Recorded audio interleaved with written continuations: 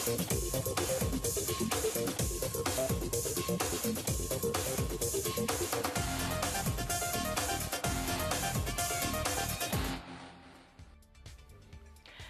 इस खास कार्यक्रम में आपका स्वागत है। मैं हूं तमन्ना इनामदार दत्ता।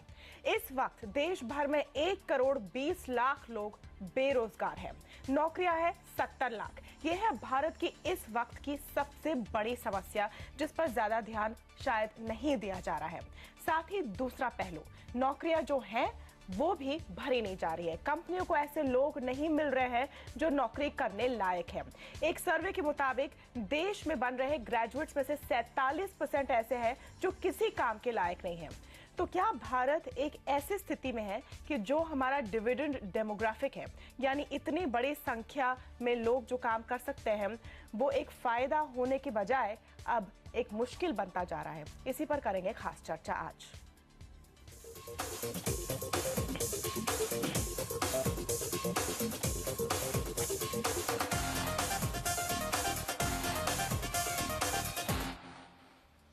और इस खास चर्चा में मेरे साथ शामिल हो रहे हैं योजना आयोग के सदस्य अरुण मायरा, मणिपाल ग्लोबल एजुकेशन के चेयरमैन मोहनदास पाई, CII महाराष्ट्र के चेयरमैन निनाद कारपे और टीम लीज के चेयरमैन मनीष सबरवाल। आप सबका स्वागत है हमारे इस खास कार्यक्रम में। यहाँ पर मायरा साहब से हम पहले बात करेंगे। मायरा साहब, कुछ फिगर्स जो सामने आई हैं और ये NSSO के लेटेस्ट रिपोर्ट की है। 1 करोड़ से ज्यादा लोग इस वक्त नौकरी ढूंढ रहे हैं, नौकरियां कम बन रही है, स्लो डाउन भी है। आपको लगता है कि हालत और भी खराब होने वाली है आगे जाते हुए? आपका क्या अनुमान है? शायद फिगर इतने खराब नहीं है, परंतु आपकी पॉइंट बिल्कुल ठीक है कि जॉब्स के बिना और जॉब्स के बढ़ने बिना हमारे देश में एक बहुत बड़ी सोशो पॉलिटिकल प्रॉब्लम हो जाएगी। क्योंकि जैसे हम कह रहे हैं कि हमारे देश में इतने युवक हैं और ये युवक जो हैं ये हमारी डेमोग्राफिक डिविडेंड लाएंगे। ये कैसे लाएंगे डेमोग्राफिक डिविडेंड?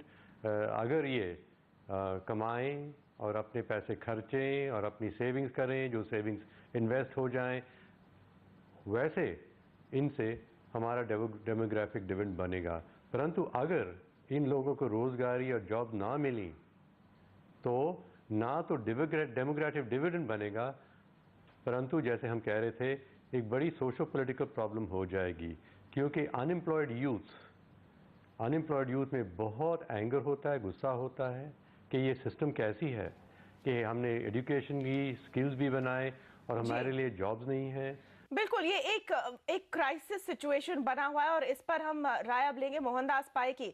पाई साहब, इसमें कोई दो राय नहीं कि हमेशा भारत में आता रहा है कि नौकरियां कम हैं और नौकरी को सीख करने वाले बहुत ज्यादा है। लेकिन इस वक्त जो स्थिति बन रही है, आपको लगता है ये सच में बहुत ही खराब हाल है और ये और खराब हो सकती है स्थिति, क्योंकि एक इकोनॉमिक स्लो डाउन की बात हो रही है, जॉब्स कम हो रहे हैं, यहाँ पर एम्प्लॉयमेंट भी श्रिंक हो रही है? मैं समझता हूं कि अभी ग्रोथ तो कम हो गया है और जो सरकार का पॉलिसी था वो पॉलिसी के साथ ही ग्रोथ कम हो गया है। समझता हूं कि स्थिति और भी बुरा हो जाएगी क्योंकि सरकार से जो पॉलिसी मेजर लिया है वो ग्रोथ के लिए कंडूसिव नहीं है। सरकार ज़्यादा से ज़्यादा पैसा सब्सिडी पर खर्च कर रही है, इन्वेस्टमेंट पर कम कर रही है, इंटरेस्ट रेट ज़्यादा है, इन्फ्लेशन भी ज़्यादा है, अभी तो कम हो रहा है लेकिन ज़्यादा है, और जॉब क्रिएशन पर सरकार का फोकस नहीं है। जॉब क्रिएशन करने के लिए इंडस्ट्री को इन्वेस्ट करना है और इन्वेस्टमेंट अभी कम हो गया है। अगर इन्वेस्टमेंट आगे नहीं बढ़ेगा तो जॉब भी बहुत कम हो जाएगा। कल मैंने अखबार में पढ़ा कि जो ऑटोमोटिव यूनिट्स है जैसे मारुति या तो hyundai या तो टाटा, वो सभी अब फैक्ट्रीज में रोबोटिक्स डाल रहे हैं। रोबोटिक्स डाल के फैक्ट्री का जो प्रोसेस है ऑटोमेट कर रहे हैं ताकि कि वो ज़्यादा लोगों को एम्प्लॉयमेंट ना दे, क्योंकि वो हब में ज़्यादा स्ट्राइक हो रहा है। मैं समझता हूं कि अभी अच्छी पॉलिसी चाहिए, सरकार से अभी एक्शन चाहिए। जैसे मनीष सबरवाल साहब बोलेंगे आपको, एक अप्रेंटिसशिप एक्ट करके एक है, 30 साल या 50 साल का एक एक्ट है, वो अमेंड करके अप्रेंटिस ज्यादा करना है कि जो लोग काम करेंगे वो काम में ही उनको स्किल पड़ेगा। तो मैं समझता हूं कि स्थिति अभी बुरी हो जाएगी सरकार ने अगर पॉलिसी डिसीजन नहीं लिया तो? यहाँ पर करपे साहब को शामिल करते हैं चर्चा में। आपको लगता है करपे साहब की पॉलिसी की गलती है यहाँ पर, या एक इकोनॉमिक फैक्टर्स हावी हो रहे हैं? जैसे कि पाई साहब ने एग्जाम्पल दिया है कि कई सारे फैक्ट्रीज ऑटोमेट होना चाहते हैं, ये काफी एक नेचुरल प्रोग्रेशन है। यहाँ पर क्या गड़बड़ शुरू हो रही है? हमारे हिसाब से जो जीडीपी ग्रोथ है उसका समझो 1% ग्रोथ कम होता है, तो उसके हिसाब से कम 10 लाख डायरेक्ट जॉब्स नहीं क्रिएट होते, और उसके अलावा 15 लाख इनडायरेक्ट जॉब्स, सो करीबन 25 से 30 लाख जॉब्स निकल जाते हैं। सो हमारा जो ग्रोथ रेट है 9% से अभी 6% और 5% आ गया, तो हर एक परसेंटेज ड्रॉप के हिसाब से काफ़ी जॉब क्रिएशन कम होते जा रहे हैं। जो मैन्युफैक्चरिंग का जो सवाल है, पाई साहब सही कर रहे हैं, रोबोटिक्स का काफ़ी उपयोग कर रहे हैं, लेकिन ये तो ट्रेंड चलता रहेगा, क्योंकि अगर हमको ग्लोबली कॉम्पिटिटिव होना है तो एक नई टेक्नोलॉजी तो लेनी ही पड़ेगी।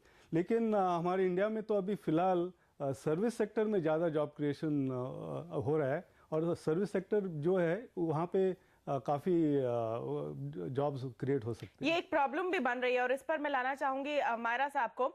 आपकी खुद की डेटा, सरकार की डेटा दिखाती है मायरा साहब कि 2005 और 2010 के बीच में मैन्युफैक्चरिंग सेक्टर में नौकरियां कम हो गई है, काफी कम हो गई है। सर्विस सेक्टर में बढ़ रही है, लेकिन मैन्युफैक्चरिंग सेक्टर में कम हो गई है। आपको लगता है कि इससे ये जो एम्प्लॉयमेंट क्राइसिस बन रहा है, इससे और भी खराब हाल हो रहे हैं?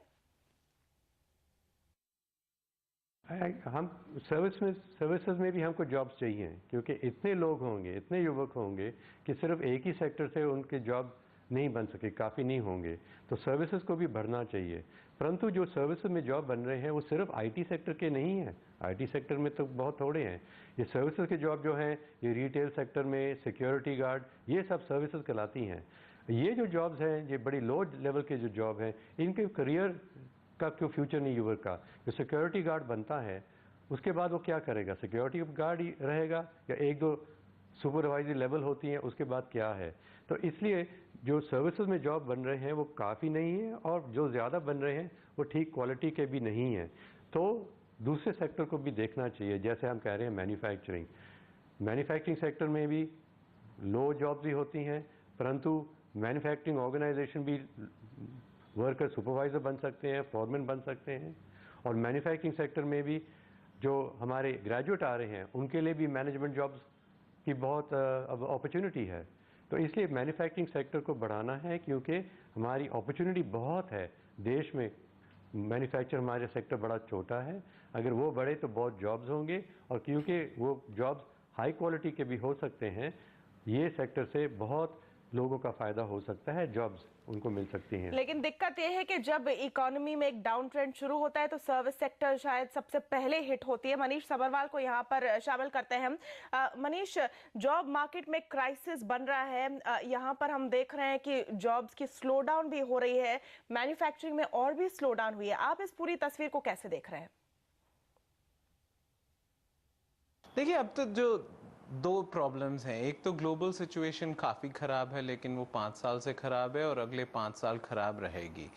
और इंडिया की सिचुएशन और ज़्यादा ख़राब है, लेकिन जो बहुत लोग गवर्नमेंट में कहते हैं कि इंडिया की जॉब सिचुएशन ग्लोबल सिचुएशन से लिंक्ड है, वो सही नहीं कह रहे हैं। इंडिया की सिचुएशन जो प्रॉब्लम्स अभी क्रिएट हुए हैं पिछले 5 साल में, हम ही ने क्रिएट किए हैं। तो 10 लाख बच्चे जो हर महीने अगले 20 साल के लिए, जो हम अपना डेमोग्राफिक डिविडेंड कहते थे, अगर हर महीने 10 लाख बच्चे 20 साल के लिए आएंगे तो सबके लिए हमारे पास नौकरी नहीं है, और ये बिल्कुल क्राइसिस सिचुएशन है। तो क्राइसिस सिचुएशन है, लेकिन इस क्राइसिस सिचुएशन का एक दूसरा पहलू, एक अजीब सिचुएशन भारत के जॉब मार्केट में, कि जो जॉब्स हैं भी उनके लिए भी कंपनियों को सही कैंडिडेट नहीं मिल रहे हैं। वो कह रहे हैं कि जो ग्रेजुएट्स निकल कर आते हैं उनके पास बेसिक स्किल नहीं है। तो कैसे इस गैप को कम किया जाए और क्या है प्रॉब्लम, बात करेंगे हमारे गेस्ट से इस ब्रेक के बाद। बने रहिए।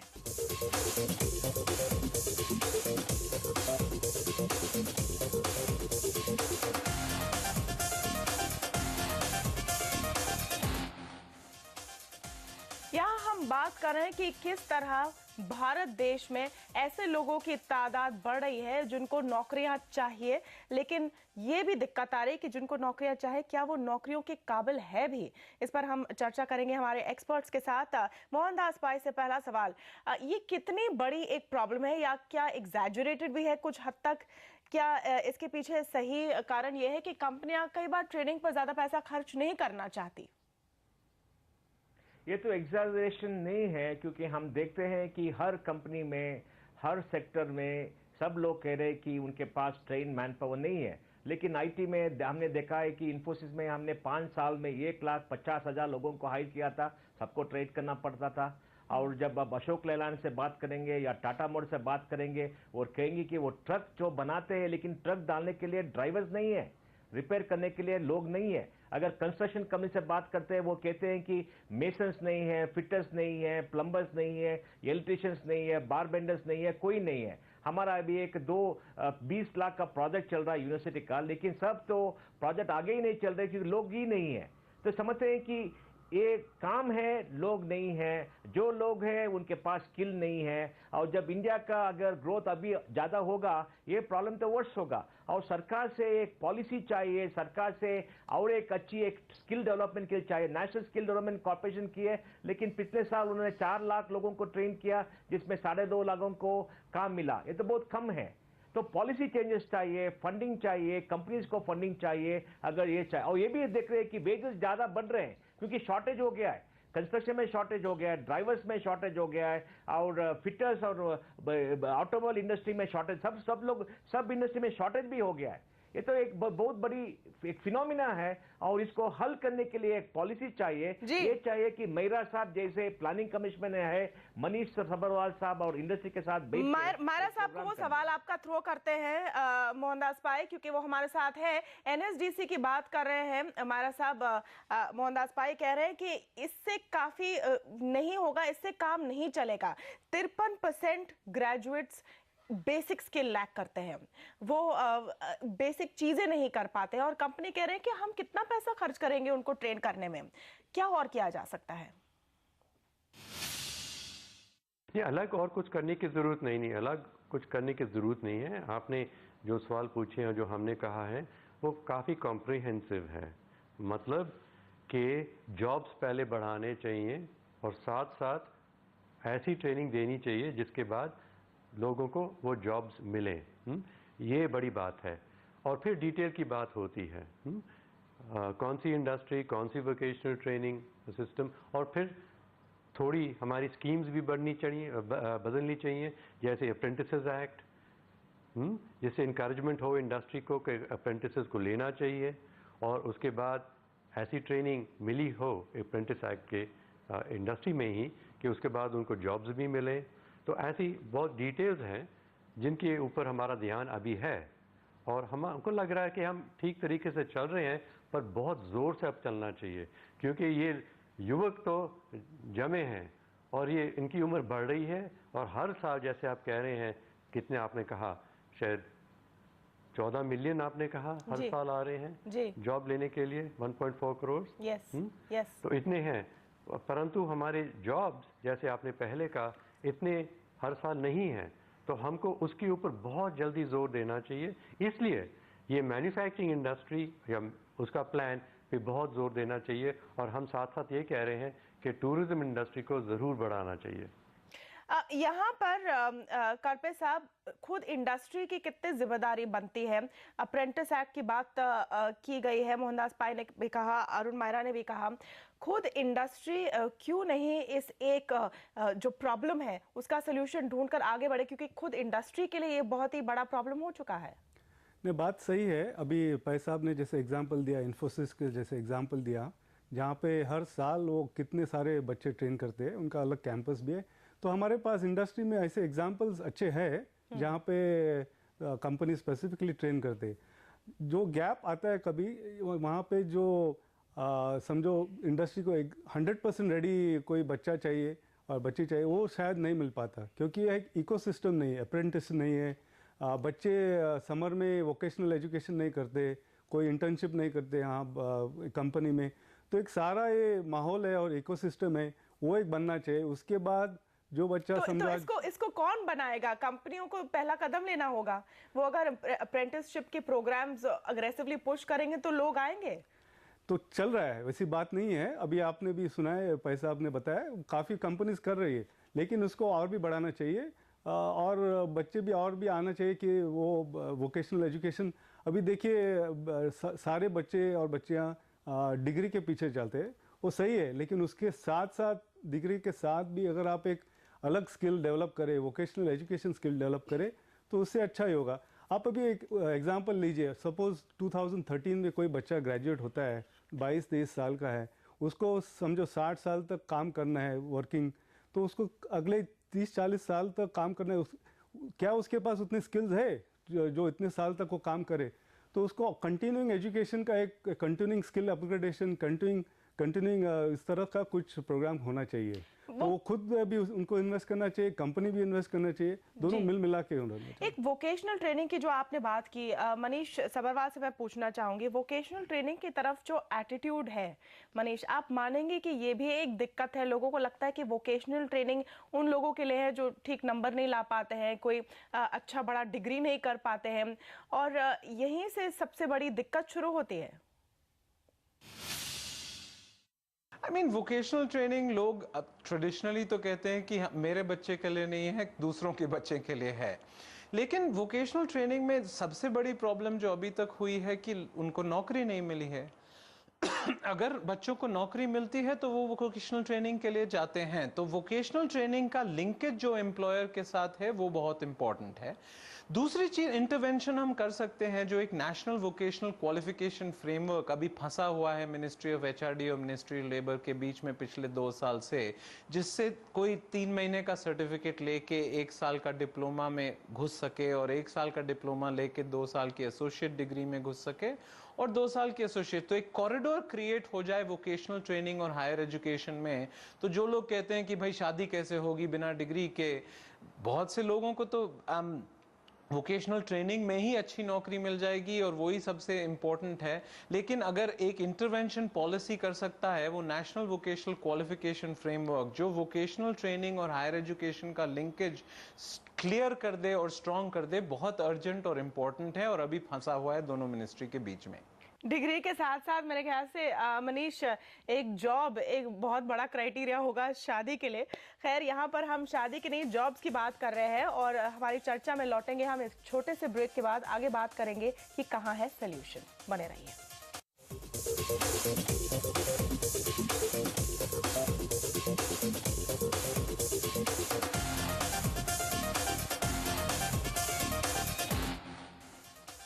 जॉब सीकर्स और नौकरियां देने वालों के बीच कभी कभी फासला इतना बड़ा लगता है, लोगों को साल निकल जाते सही नौकरी पाने में। कैसे वो फासला कम होगा, यहीं पर चर्चा कर रहे हैं। करपे साहब, पहले आपसे एक वर्ड लेना चाहूंगी। सोल्यूशन कहां पर नजर आ रहा है आपको और इंडस्ट्री खुद इसमें कैसे हाथ बटा सकती है? इसमें काफ़ी कुछ करना चाहिए, लेकिन समझो एक बड़ी चीज़ अगर करनी है तो इंडस्ट्री और एकेडमिया में कोलैबोरेशन होना चाहिए सिलेबस डेवलपमेंट के लिए, और बच्चे उनको इस तरह से कोलैबोरेशन होना चाहिए कि जो उनका करिकुलम सिखाया जाता है डिग्री में वो काफ़ी कंटेम्प्रेरी हो, रेलेवेंट हो और जॉब रेडी हो।